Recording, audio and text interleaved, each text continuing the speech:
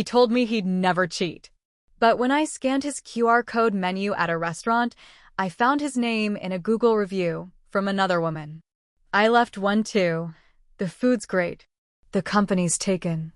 So this all happened in St. Petersburg, Florida, where I've been living for about 2 years.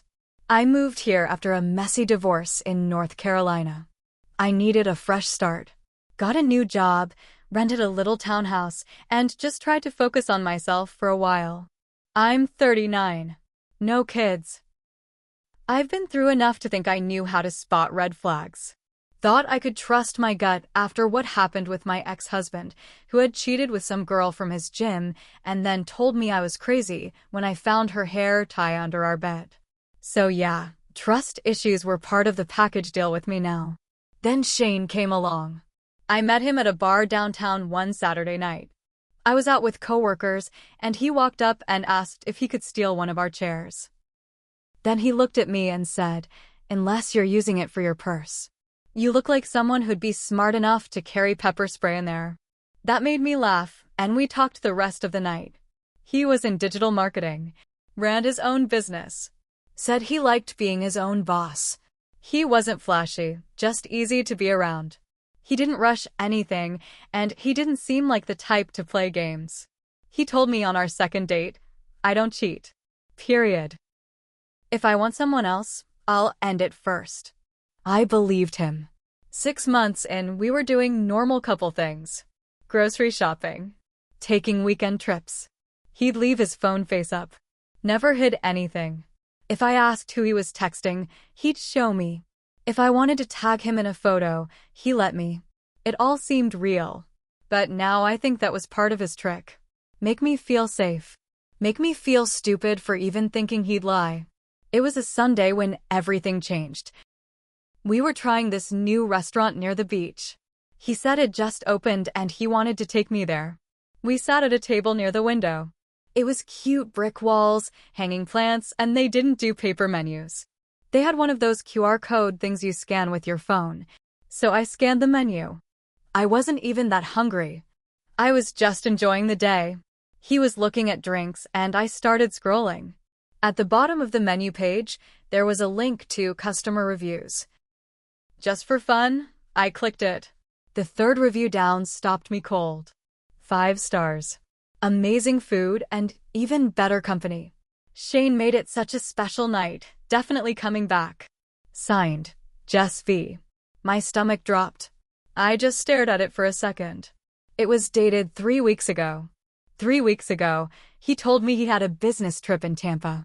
Said he was gone for one night, came back with a story about bad hotel coffee and a weird Uber driver. I tapped on the name. Jess V. had a public profile. She'd reviewed a few places in the area. One was a bakery I'd been meaning to try. She'd posted a photo.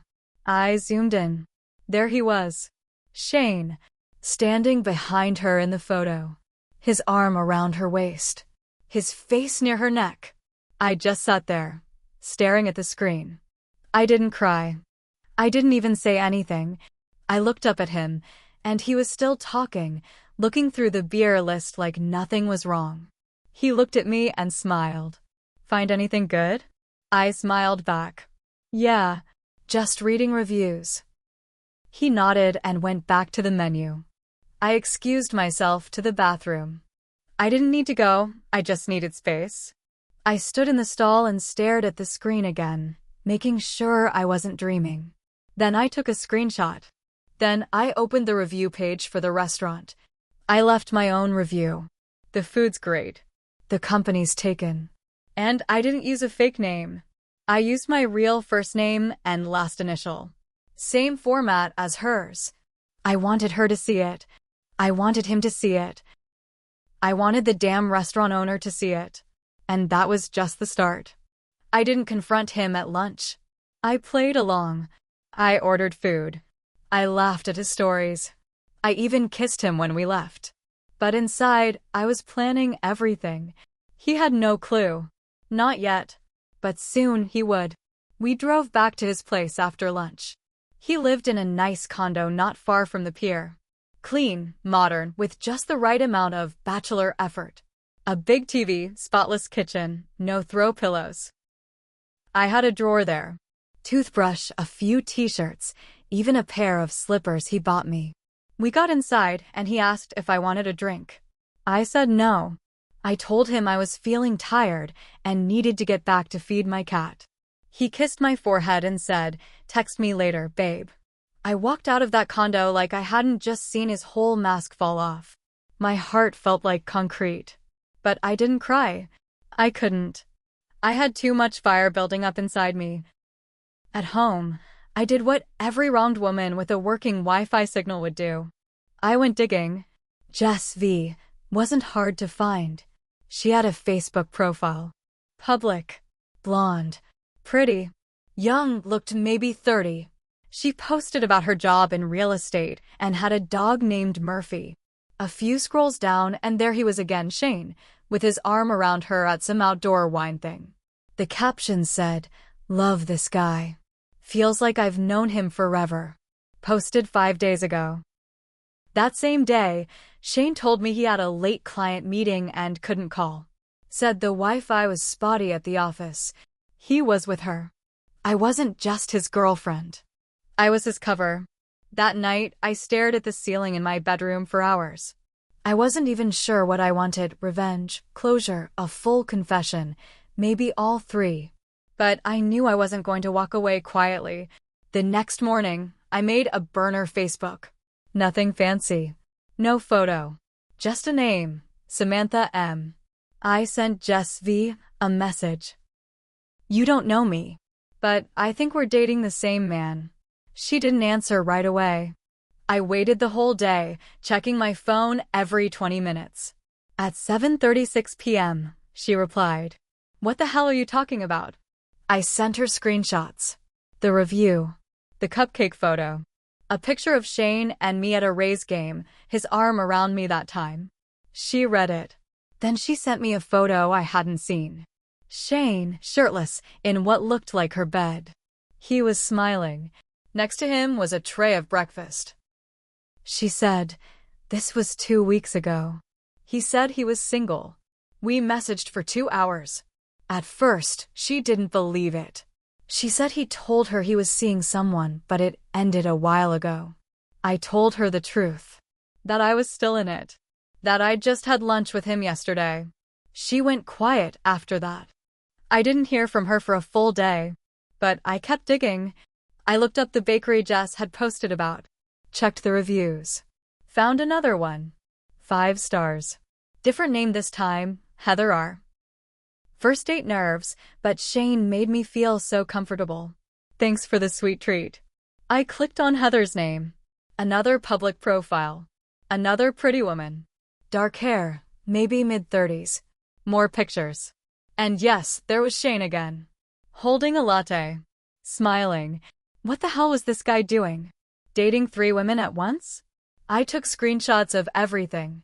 I made a folder on my desktop. Named it Shane's Real Life. Then I started thinking, why stop with one review? What if every woman he ever fooled knew the truth? What if everyone did? I didn't just sit on the screenshots. I printed them. Full color, high-res, laid out with names, dates, and captions. I made a clean little packet, almost like a report. You can take the girl out of HR, but you can't take HR out of the girl. Title page said, Shane, a case study in deception, 12 pages. I slid it into a plain manila envelope. Now here's where it gets messy. I knew Shane had a business networking mixer every second Thursday of the month. He'd invited me before, but I never went. Said it was all boring small talk and shaking hands with ego monsters. This time I went. I wore my best work outfit. Hair down. Calm face. I walked in like I belonged there. The event was at a hotel conference room downtown. I saw him from across the room, standing with a drink, laughing with some guy in khakis. He hadn't seen me yet. I walked right up to the table where people were checking in. Gave them my name. Got a name tag. Then I walked over to Shane. He did a double take when he saw me. Babe? What are you? I handed him the envelope. Said nothing. Then I turned and walked away. Didn't look back. That night, Jess texted me again. He called me, screamed at me, said I ruined his life. Thank you. I told her there was another woman. Heather. She responded, let's talk. That Saturday, Jess and I met up at a diner near the beach. She looked tired but tough, like someone who'd been lied to one too many times and was ready to start hitting back. We shared details, timelines. She had been seeing him for 3 months. Same as me. He told her he wasn't ready for anything serious while telling me he loved me. Then I showed her the Heather profile. Jess's hands shook as she scrolled. She posted this yesterday. That means, yeah, I said. It means we weren't the only ones. We both sat there in silence for a while. Then Jess asked something that changed everything. What if we find them all? And that's what we did. We started digging. Google, Instagram, Yelp, Facebook, Twitter. Any woman leaving a sweet review with the name Shane in it, we messaged. Some ignored us. Some blocked us. But 4 more replied. 4. That made 7 of us in total. We called ourselves the Shane 7. Every woman had their own version of the same story. Smooth talk, empty promises, casual lies. Shane was like a human vending machine of charm. Press the right button and he gave you just enough to stay hooked. Jess made a private group chat. We all joined. And we made a plan. We weren't just going to expose him. We were going to make sure he never forgot what it felt like to get played. The plan took 3 weeks. Each of us had a role. Jess handled social media. She was the one who first posted our group story on a local St. Pete community page with almost 40,000 followers.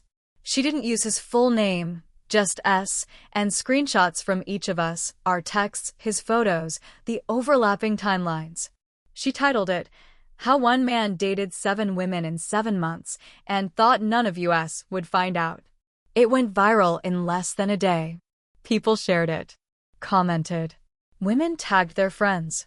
Someone posted his full name in the comments eventually. Then someone else posted his LinkedIn. He locked down his profiles by the end of the day, but it was too late. The damage was done. Heather quit him first. She sent him a 3-word text, found your fan club. One of the others, Melanie, was more savage. She walked into his office with a printout of all our group messages and threw it on his desk in front of his assistant. Said, here's your real marketing problem. He tried calling me 5 times. Left voicemails saying he was deeply sorry and that he never meant to hurt anyone. He sounded panicked. Small. I didn't answer. He showed up at my place once, knocking like a cop. I didn't open the door. Just said through it, you should leave. I'm not alone. That was a lie. But I wanted him to feel watched, like we had eyes on him now. And maybe we did. Jess had a cousin who lived 2 buildings over from him. Then came the real kicker. One of the girls, Lena, turned out to be connected to the local food scene. She was an assistant to the editor of a lifestyle magazine that did restaurant reviews. She pitched our story, not using names, but the same theme.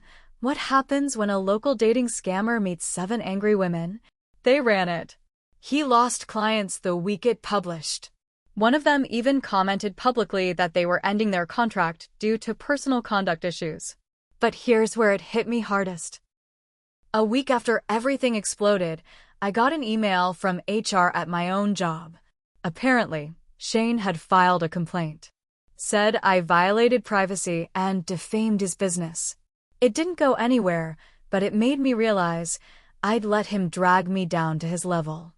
I had played dirty, and I wasn't sorry for exposing him, but I started to feel the weight of it. The late nights, the anger, the obsession with checking if he got what he deserved. He did, but I had to admit something hard. I had changed too. I started dating Shane because I wanted someone different. I ended up chasing revenge because I couldn't stand being made to feel stupid again. But I wasn't stupid. I was hurt. And I wanted control. I think we all did.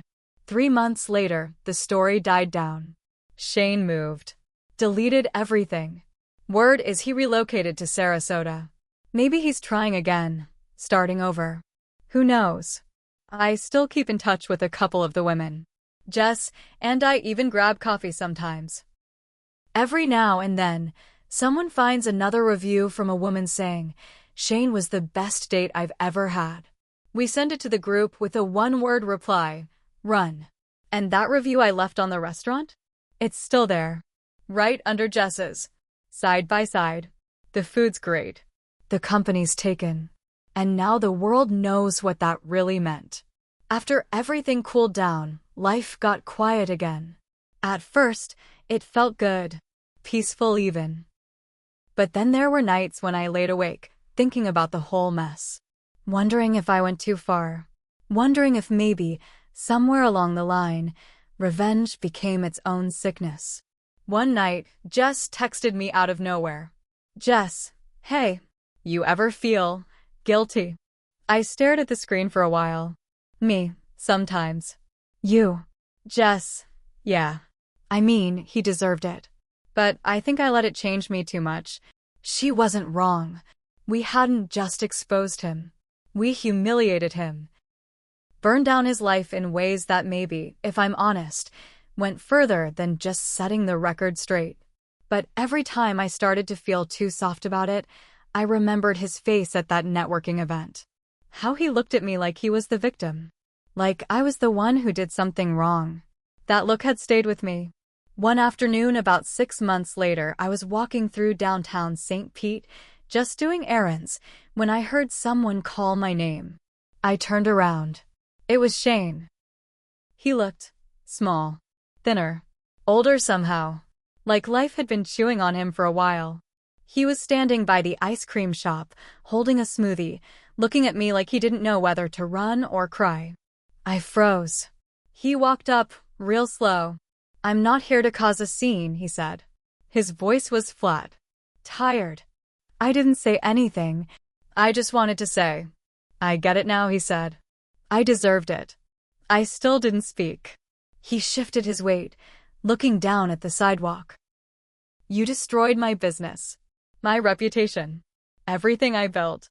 I finally said, "No, you did." He nodded a little. "Yeah, I guess. I just thought you should know, you won." I didn't feel victorious. I felt hollow. He turned to leave, but before he did, he looked back once. "You're not the person I thought you were either." And then he walked away. I stood there for a long time after. He was right about one thing. I wasn't the same person anymore, but maybe that wasn't all bad.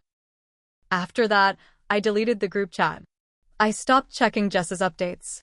I stopped looking for signs of Shane in random restaurant reviews. It was over. It had to be.